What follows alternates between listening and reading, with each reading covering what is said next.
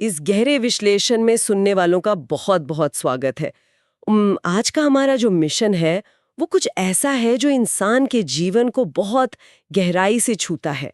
आज हम ये समझने की कोशिश करेंगे कि हमारे विचार, हमारी छिपी हुई भावनाएं और हमारा अवचेतन मन, यानी जिसे हम सबकॉन्शियस माइंड कहते हैं। हाँ बिल्कुल, सबकॉन्शियस माइंड, वो हमारी वास्तविकता, शारीरिक स्वास्थ्य और सफलता को किस तरह से आकार देता है। ये एक ऐसा विषय है जिस पर विज्ञान और आध्यात्मिकता दोनों के अपने अपने दावे हैं। और आज हम इन दोनों के बीच के पुल को ही समझने की कोशिश करेंगे। सही कहा। और आज की इस गहरी चर्चा के लिए हमारे पास जो स्रोत हैं वे बहुत ही विविध हैं। एक तरफ हमारे पास फ्रंटियर्स और IOSR जर्नल जैसे प्रतिष्ठित मेडिकल जर्नल्स के शोध हैं, तो दूसरी तरफ रेडिट के थ्रेड्स और वहां के लोगों के निजी अनुभव हैं। इसके अलावा विकिपीडिया के विस्तृत लेख भी हैं। हाँ, लॉ ऑफ अट्रैक्शन और प्लेसिबो पर विकिपीडिया के लेख हैं और मनोविज्ञान पर बात करने वाले बहुत अच्छे ब्लॉग्स हैं, जैसे कि अहेड ऐप, माई TMS जर्नी और क्लीवलैंड क्लिनिक के साथ साथ द फीमेल CEO की इनसाइट्स भी हमारे पास हैं। ठीक है, आइए इसे विस्तार से समझते हैं, क्योंकि ये जानकारी सिर्फ सैद्धांतिक नहीं है, बल्कि ये रोजमर्रा की जिंदगी को देखने का नजरिया पूरी तरह से बदल सकती है। अगर हम इसे व्यापक नजरिए से जोड़कर देखें तो ये विषय केवल कुछ सकारात्मक विचारों या पॉजिटिव थिंकिंग तक सीमित नहीं है। ये जीव विज्ञान और मनोविज्ञान का एक बहुत ही अद्भुत संगम है। मतलब जब हम ये कहते हैं कि मन शरीर को प्रभावित करता है, तो हम एक बहुत ही जटिल न्यूरोलॉजिकल प्रक्रिया की बात कर रहे होते हैं। जो कि सिर्फ मूड नहीं बदलती। बिल्कुल, हमारे सोचने का तरीका सिर्फ मूड को नहीं बदलता, बल्कि कोशिकाओं, हार्मोन्स और पूरी शारीरिक प्रणाली के काम करने के तरीके को भी निर्देशित करता है। ये सच में एक बहुत बड़ा दावा है, और इसका सबसे ठोस प्रमाण हमें माइंड बॉडी मेडिसिन या MBM में देखने को मिलता है। हाँ, MBM। फ्रंटियर्स जर्नल के एक संपादकीय में ये साफ तौर पर बताया गया है कि कैसे आज की भागदौड़ भरी जिंदगी में तनाव लगातार बढ़ रहा है, और इस संचित तनाव के कारण हृदय रोग, क्रॉनिक दर्द और सूजन संबंधी बीमारियों का ग्राफ तेजी से ऊपर जा रहा है, जो कि चिंताजनक है। बिल्कुल। और शोध बताते हैं कि योग, ध्यान और बायोफीडबैक जैसी माइंड बॉडी तकनीकें इन बीमारियों को रोकने में बेहद कारगर है। ये तकनीकें सचमुच रक्तचाप को कम कर सकती हैं, और जब हम मन और शरीर के सीधे संबंध की बात करते हैं तो प्लेसिबो इफेक्ट का जिक्र आना लाजमी है। हाँ, विकिपीडिया के अनुसार प्लेसिबो एक ऐसा उपचार है जो असल में कोई दवा नहीं होता, जैसे कि चीनी की गोलियां या फिर कोई नकली सर्जरी, लेकिन फिर भी मरीज को इससे फायदा होता है क्योंकि उसे लगता है कि उसका इलाज हो रहा है। प्लेसिबो का विज्ञान सच में हैरान करने वाला है। दशकों पहले चिकित्सा जगत में लोग सोचते थे कि यह सिर्फ मन का वहम है। मतलब ऐसा माना जाता था कि मरीज शायद सिर्फ डॉक्टर को खुश करने के लिए कह रहा है कि वो ठीक महसूस कर रहा है। लेकिन न्यूरो इमेजिंग ने इसे बदल दिया। बिल्कुल, अब न्यूरो इमेजिंग और आधुनिक विज्ञान ने इस धारणा को पूरी तरह बदल दिया है। जब किसी मरीज को यह विश्वास होता है कि उसे दर्द कम करने की कोई शक्तिशाली दवा दी जा रही है, तो उसका मस्तिष्क एंडोजेनस ओपियोइड नामक रसायन रिलीज करता है। Endogenous opioid? हाँ, इसे ऐसे समझा जा सकता है जैसे हमारे दिमाग के अंदर ही एक प्राकृतिक फार्मेसी है। ये ओपियोइड शरीर के प्राकृतिक पेन किलर होते हैं, जो असल में दर्द को उसी तरह कम करते हैं जैसे कोई बाहर से ली गई दवा करती है। एक मिनट, तो इसका मतलब ये है कि शरीर को सिर्फ एक संकेत की जरूरत है और वो अपनी दवा खुद बना लेता है? ये तर्क के बिल्कुल विपरीत लगता है। दिमाग ऐसा क्यों करेगा? क्योंकि हमारा दिमाग कंडीशनिंग पर काम करता है। विज्ञान में क्लासिकल कंडीशनिंग का एक बहुत ही प्रसिद्ध उदाहरण है जो इस बात को और भी स्पष्ट करता है। वो सैक्रिन वाला शोध? हाँ, बिल्कुल वही। शोधकर्ताओं ने एक प्रयोग किया जहां उन्होंने सैक्रिन, जो कि एक कृत्रिम स्वीटनर है, उसके स्वाद को एक ऐसी असली दवा के साथ मिलाया जो इम्यून सिस्टम को दबाती है। कुछ समय तक यह मिश्रण दिया गया। जब शरीर को इस मीठे स्वाद और इम्यून सिस्टम के दबने की आदत हो गई, तो शोधकर्ताओं ने दवा पूरी तरह से हटा ली और सिर्फ सैक्रिन दिया। हैरान करने वाली बात यह थी कि सिर्फ सैक्रिन का मीठा स्वाद चखने भर से शरीर का इम्यून सिस्टम वैसे ही दबने लगा जैसे दवा से होता था। बाप रे!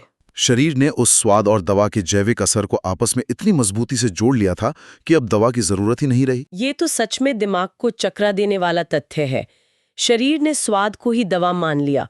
और विकिपीडिया के लेख में एक और चीज का जिक्र है जिसे ओपन लेबल प्लेसिबो कहते हैं, जो इस पूरी प्रक्रिया को एक कदम और आगे ले जाता है। ओपन लेबल प्लेसिबो, हाँ, ये बहुत दिलचस्प है। इसमें मरीज को साफ साफ बता दिया जाता है कि जो गोली उसे दी जा रही है वो सिर्फ एक चीनी की गोली है, उसमें कोई सक्रिय केमिकल नहीं है, मतलब कोई धोखा नहीं होता।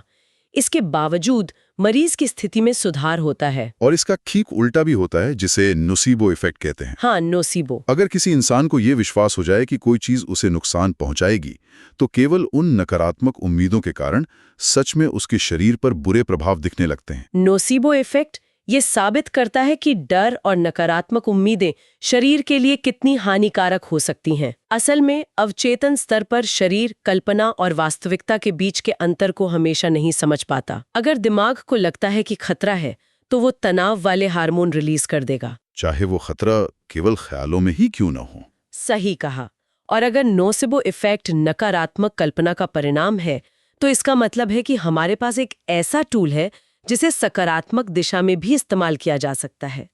यहीं पर IOSR जर्नल का गाइडेड इमेजिनरी थेरेपी पर किया गया शोध बहुत प्रासंगिक हो जाता है, जो 1970 के दशक में शुरू हुआ था। हाँ, 1970 के दशक में डॉक्टर ओएल और डॉक्टर सिमिंटन जैसे अग्रदूतों ने इस तकनीक को शुरू किया था। इसे समझने के लिए एक बहुत ही सरल लेकिन सटीक उदाहरण दिया गया है। सोचिए कि एक बहुत ही रसदार चमकीला पीला नींबू है। कोई इंसान उसकी स्पष्ट कल्पना करता है कि वो उस नींबू को बीच से काट रहा है, रस की बूंदें गिर रही हैं और फिर वो उस खट्टे नींबू को सीधे चूसता है। उफ, ये सुनकर ही असर हो रहा है ना? ये सिर्फ सोचने भर से क्या होता है, मुंह में सच में पानी आ जाता है, लार ग्रंथियां तुरंत सक्रिय हो जाती हैं। ये एक बहुत ही सीधा प्रमाण है कि कल्पनाएं हमारे शरीर में तुरंत भौतिक बदलाव ला सकती हैं। इस थेरेपी में 10 से 15 मिनट का समय लगता है, जहां व्यक्ति को अपनी सभी इंद्रियों देखना, सुनना, सूंघना, छूना का उपयोग करके एक शांत दृश्य की कल्पना करनी होती है। और इससे इम्यून रिस्पॉन्स और एंडोक्राइन सिस्टम में वास्तविक सुधार देखे गए हैं।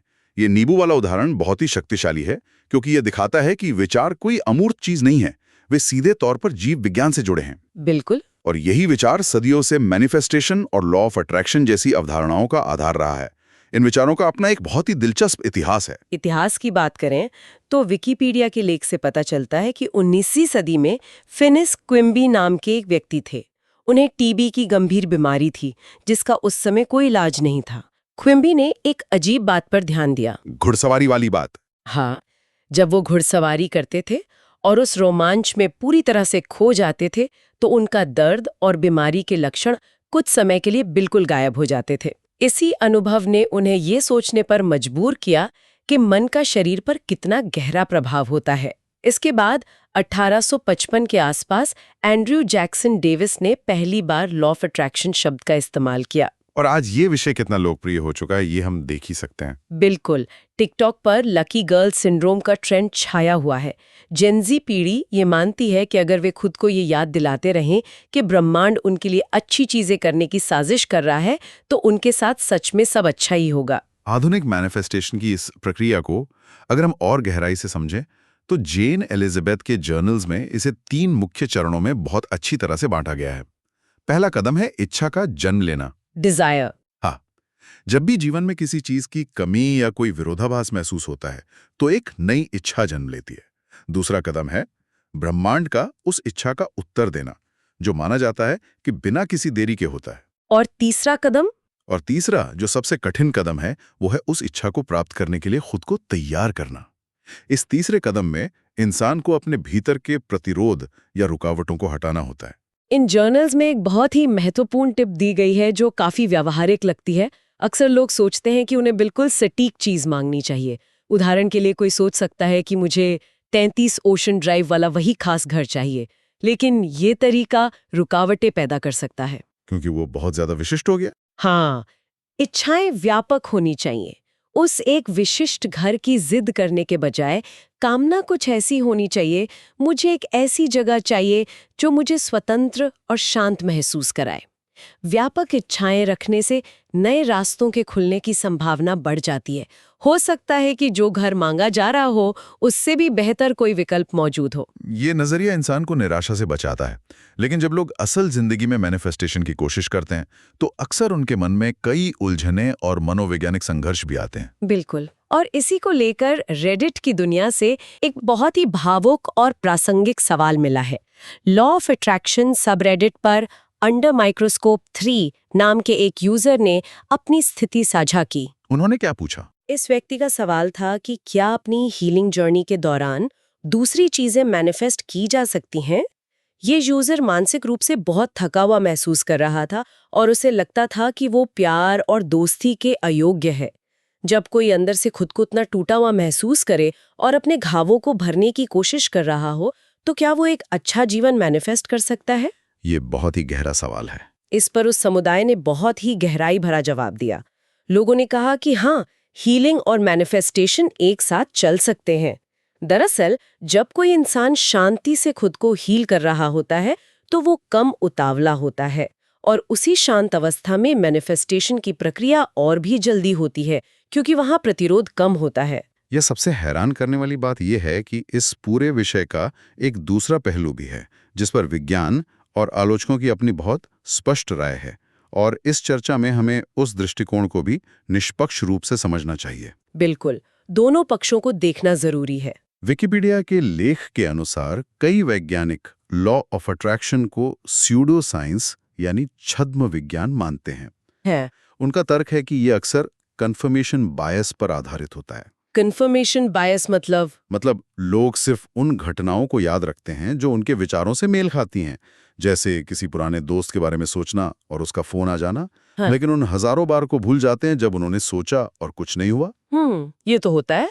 इसके अलावा आलोचक एक बहुत ही गंभीर विषय की ओर इशारा करते हैं जिसे टॉक्सिक पॉजिटिविटी कहा जाता है। ये टॉक्सिक पॉजिटिविटी क्या है? सुनने में ये शब्दों का एक विरोधाभास लगता है, सकारात्मकता और टॉक्सिक। आलोचकों का तर्क है कि अगर ये मान लिया जाए कि हमारे विचार ही हमारी पूरी वास्तविकता बनाते हैं, तो इसका एक स्याह पहलू ये निकलता है कि अगर कोई इंसान गंभीर रूप से बीमार है, किसी दुर्घटना का शिकार हुआ है या भयानक गरीबी में है, तो उसे ही उसकी स्थिति के लिए दोषी ठहराया जाने लगता है। ये तो बहुत गलत है। ऐसा माना जाने लगता है कि उस व्यक्ति ने जरूर नकारात्मक सोच रखी होगी, इसीलिए उसके साथ बुरा हुआ। ये सोच उन लोगों पर बहुत भारी मानसिक बोझ डालती है जो पहले से ही किसी बड़ी तकलीफ से गुजर रहे हैं। ये एक नैतिक रूप से बहुत ही विवादास्पद बिंदु है जिसे कई मनोवैज्ञानिक नकारते हैं। यहाँ बात सच में बहुत दिलचस्प हो जाती है, क्योंकि सिर्फ सकारात्मक सोच हर जगह काम क्यों नहीं करती, इसका बहुत ही तार्किक जवाब मनोविज्ञान के पास है। अहेड आपके ब्लॉग में बहुत ही गहराई से समझाया गया है कि अफर्मेशन यानी सकारात्मक वाक्य कई बार बैकफायर क्यों कर जाते हैं। हाँ, ये अक्सर होता है लोगों के साथ। देखा जाता है कि लोग शीशे के सामने खड़े होकर खुद से कहते हैं, मैं बहुत आत्मविश्वासी हूँ, मैं सफल हूँ, लेकिन अंदर ही अंदर उनका दिल घबराहट से धड़क रहा होता है। ऐसे में उनका अवचेतन मन इस बात को पूरी तरह से खारिज कर देता है। विज्ञान में इसे कॉग्निटिव डिसोनेंस कहा जाता है। इसे एक उदाहरण से समझा जा सकता है। ये बिल्कुल वैसा ही है जैसे किसी कंप्यूटर में एक साथ दो अलग-अलग ऑपरेटिंग सिस्टम चलाने की कोशिश करना। अगर स्क्रीन पर सफलता का प्रोग्राम चल रहा है, लेकिन बैकग्राउंड की पूरी कोडिंग डर और असुरक्षा की है, तो सिस्टम क्रैश हो जाएगा। क्या बात है, बहुत सही उदाहरण है। हमारा अवचेतन मन इसी क्रैश को रोकने के लिए उन सकारात्मक वाक्यों को रिजेक्ट कर देता है। अवचेतन मन को सकारात्मकता से ज्यादा निरंतरता पसंद है। वह पुराने और परिचित पैटर्न को ही सच मानता है, चाहे वे पैटर्न कितने भी नकारात्मक क्यों ना हो। और यहीं पर सबसे महत्वपूर्ण अवधारणा सामने आती है, शैडो वर्क। क्लीवलैंड क्लिनिक और द फीमेल सीईओ के लेखों में प्रसिद्ध मनोवैज्ञानिक कार्ल यंग के शैडो सेल्फ के सिद्धांत का विस्तार से जिक्र किया गया है। ये समझना बहुत जरूरी है कि ये शैडो या परछाई क्या है, जो हम दुनिया से छिपाते हैं। दुनिया से और अक्सर खुद से भी छुपा कर रखते हैं। इसमें सिर्फ गुस्सा या ईर्ष्या जैसी चीजें नहीं होती, कई बार इसमें हमारा आत्मविश्वास भी छुपा होता है। सोचिए कि किसी बच्चे को हमेशा डांटा गया हो कि ज्यादा बोलना या अपनी तारीफ करना बुरी बात है। बड़े होने पर वो अपनी इस खूबी को अपने शैडो में दबा देता है। बिल्कुल, और ये शैडो हमेशा हमारे चेतन मन से ज्यादा शक्तिशाली होता है। अगर कोई व्यक्ति बहुत मेहनत कर रहा है और सफलता पाना चाहता है, लेकिन उसका शैडो कह रहा है कि मैं सफलता के लायक नहीं हूं, तो हमेशा शैडो ही जीतता है। शैडो हमेशा जीतता है। इस संघर्ष को खत्म करने के लिए ही शैडो वर्क किया जाता है। इसके तहत इंसान को अपने ट्रिगर्स पर ध्यान देना होता है, ये देखना होता है कि किन बातों से अचानक बहुत ज्यादा गुस्सा या दुख आता है। जर्नलिंग के माध्यम से इन दबी हुई भावनाओं को बाहर निकाला जाता है और अपने इनर चाइल्ड को हील किया जाता है। लेकिन यहाँ क्लीवलैंड क्लिनिक की साइकोथेरेपिस्ट नताशा ड्यूक एक बहुत ही महत्वपूर्ण चेतावनी देती हैं। हाँ, वो चेतावनी क्या है? क्या शैडो वर्क हर किसी के लिए सुरक्षित है? उनका स्पष्ट कहना है कि शैडो वर्क शुरू करने से पहले पैनिक अटैक, गंभीर एंग्जाइटी या डिप्रेशन जैसी मानसिक स्थितियों को स्थिर करना बहुत जरूरी है। स्टेबलाइज करना। हाँ, क्योंकि जब इंसान अपने शैडो का सामना करता है तो बहुत गहरे दबे हुए डर और आघात सतह पर आ सकते हैं। इसलिए इसे किसी सुरक्षित माहौल में और हो सके तो किसी विशेषज्ञ की मदद से ही किया जाना चाहिए। ये एक बहुत ही जरूरी सलाह है। अब एक बड़ा सवाल ये उठता है कि अगर सिर्फ सकारात्मक वाक्य बोलने से काम नहीं चलता और हमारा अवचेतन मन इतनी आसानी से नहीं बदलता, तो व्यावहारिक रूप से किया क्या जाए? अहेड ऐप ने अवचेतन मन को फिर से प्रोग्राम करने के 3 बहुत ही ठोस और अनोखे तरीके बताए हैं। ये तरीके सच में काम के हैं। इन पर विस्तार से बात करना जरूरी है। पहला तरीका है बिहेवियरल पैटर्न इंटरप्शन। इसका मतलब है अपने व्यवहार के पुराने चक्र को अचानक से तोड़ देना। जब भी किसी को अपने ऊपर गहरा आत्मसंदेह हो या डर लगे तो उसे तुरंत अपनी शारीरिक स्थिति बदल लेनी चाहिए, जैसे कि 10 सेकंड के लिए अपने हाथों को जोर जोर से हिलाना या अपनी जगह पर खड़े होकर जंपिंग जैक करना। यह सुनने में थोड़ा अजीब लग सकता है, लेकिन इसका वैज्ञानिक आधार बहुत मजबूत है। जब इंसान अचानक अपनी शारीरिक गतिविधि बदलता है तो दिमाग का वो न्यूरल लूप जो डर या संदेह पैदा कर रहा था, कुछ सेकंड के लिए टूट जाता है। ये दिमाग को एक रीसेट बटन दबाने जैसा है। बिल्कुल। और दूसरा तरीका है सिंबॉलिक एंकरिंग। ये बहुत ही दिलचस्प है। इसमें किसी भौतिक वस्तु का इस्तेमाल किया जाता है, जैसे कि जेब में रखा एक छोटा सा चिकना पत्थर, स्मूथ स्टोन। हाँ, जब कोई व्यक्ति बहुत शांत और सुरक्षित महसूस कर रहा हो, उस समय उसे वो पत्थर अपने हाथ में पकड़ना चाहिए। धीरे धीरे बार बार ऐसा करने से दिमाग उस पत्थर के स्पर्श को शांति और सुरक्षा की भावना से मजबूती से जोड़ लेता है। ये एक न्यूरल पाथवे बना देता है, एक तरह का शॉर्टकट। हाँ, बाद में जब भी तनाव का माहौल हो, जैसे किसी बड़ी मीटिंग से पहले, तो सिर्फ जेब में हाथ डालकर उस पत्थर को छूने भर से दिमाग में शांति के सिग्नल जाने लगते हैं। इसे भावनाओं के लिए एक सेव बटन की तरह देखा जा सकता है। और तीसरा तरीका है माइक्रो आइडेंटिटी शिफ्ट्स। ये उन लोगों के लिए बहुत मददगार हैं जो रातों रात खुद को बदलने की कोशिश में हार मान लेते हैं। सिर्फ ये सोचने या बोलने के बजाय कि मैं बहुत व्यवस्थित इंसान हूं, कोई भी एक छोटा सा ऐसा काम किया जा सकता है जो एक व्यवस्थित इंसान करता है। जैसे कि कोई उदाहरण? जैसे अपने डेस्क से एक फालतू कागज उठाकर कचरे के डिब्बे में डाल देना। दिमाग बड़े बड़े दावों पर विश्वास नहीं करता, उसे सबूत चाहिए होते हैं। जब इंसान ऐसे छोटे छोटे कदम उठाता है तो वो दिमाग को सबूत दे रहा होता है कि देखो, मैं सच में बदल रहा हूं। ये अवचेतन मन से लड़ने का नहीं, बल्कि उसे धीरे धीरे नई आदतों का अभ्यस्त बनाने का तरीका है। ये तरीके सच में बहुत व्यवहारिक है। और भावनाओं को शरीर से जोड़ने का एक और बहुत ही शानदार तरीका हमें माई TMS जर्नी से मिलता है। निकोल सैक्स, जो एक मनोवैज्ञानिक हैं, उन्होंने जर्नल स्पीक नाम का एक तरीका इजाद किया है। इसमें भावनाओं को सिर्फ दिमाग में सोचना नहीं होता, बल्कि उन्हें शरीर में महसूस करना होता है, सोमैटिक फीलिंग। बिल्कुल। इसमें एक बहुत ही प्रभावी प्रॉम्प्ट का इस्तेमाल किया जाता है। मैं तब शक्तिहीन महसूस करती हूँ जब, और फिर वाक्य पूरा करना होता है। जब इस वाक्य को पूरा करते हुए जर्नलिंग की जाती है तो इंसान उन दबी हुई भावनाओं को शरीर के स्तर पर महसूस करता है, और जब वे भावनाएं शरीर से बाहर निकलती हैं तो अक्सर देखा गया है कि क्रॉनिक शारीरिक दर्द या तनाव भी कम होने लगता है। ये बहुत ही शक्तिशाली प्रक्रिया है। तो इस सब का असल मतलब क्या है? आज हमने चिकित्सा विज्ञान से लेकर मनोविज्ञान और गहरे अवचेतन मन तक इतनी सारी अलग अलग चीजों पर बात की। अगर इस पूरी चर्चा का सार निकालें तो ये स्पष्ट है कि मन और शरीर का संबंध पूरी तरह से अकाट्य है। बिल्कुल। प्लेसीबो इफेक्ट और माइंड बॉडी मेडिसिन के वैज्ञानिक प्रमाण ये साबित करते हैं कि हमारे विचार हमारे शरीर में वास्तविक रासायनिक बदलाव ला सकते हैं। लेकिन केवल सकारात्मक सोच या सतही इच्छाएं काफी नहीं है। असली बदलाव के लिए अपने अवचेतन मन के छिपे हुए हिस्सों यानी शैडो का सामना करना पड़ता है। और सबसे अहम बात, नई आदतों का निर्माण करने के लिए छोटे छोटे शारीरिक और व्यावहारिक कदम उठाने पड़ते हैं ताकि दिमाग उन बदलावों पर भरोसा कर सके। इससे एक बहुत ही महत्वपूर्ण सवाल खड़ा होता है। हमने इस चर्चा में ये देखा कि ओपन लेवल प्लेसिबो तब भी शानदार तरीके से काम करते हैं जब हमें अच्छी तरह पता होता है कि दवा पूरी तरह से नकली है। हाँ। तो क्या ये संभव है कि हम इंसान बिना किसी जादुई या अंधविश्वासी धारणाओं पर निर्भर हुए जानबूझकर अपने लिए ऐसे कस्टम प्लेसिबो रिचुअल्स डिजाइन कर सकें जो हमारे ही दिमाग की असीम हीलिंग पावर को हैक कर लें? ये एक ऐसा विचार है जो गहराई से सोचने पर मजबूर कर देता है। क्या हम अपनी खुद की चेतना का इस्तेमाल करके अपने शरीर और मन को ठीक करने की चाबी खोज सकते हैं? ये एक ऐसा सवाल है जिसे सुनने वालों को अपने भीतर जरूर टटोलना चाहिए। आज के इस गहरे विश्लेषण को हम इसी विचारोत्तेजक सवाल के साथ यहीं विराम देते हैं। खोज करते रहिए और अपने भीतर की इस रहस्यमयी दुनिया को समझते रहिए। जुड़ने के लिए बहुत बहुत धन्यवाद।